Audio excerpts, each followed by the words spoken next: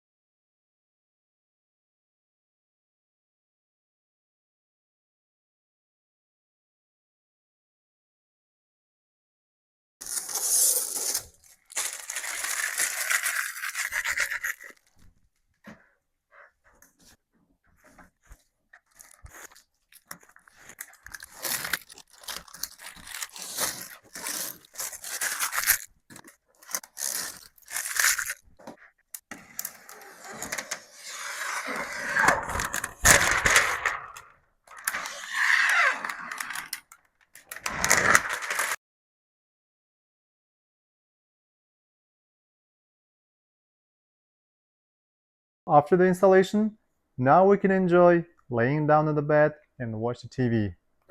Just one button here and one button here. One more time, guys, make sure you have all tools required for this installation. You have assistance to lift up the TV. Don't do it what I've done myself.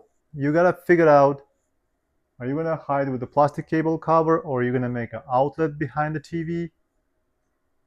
And make sure to test your installation. It's very important to keep it safe up there.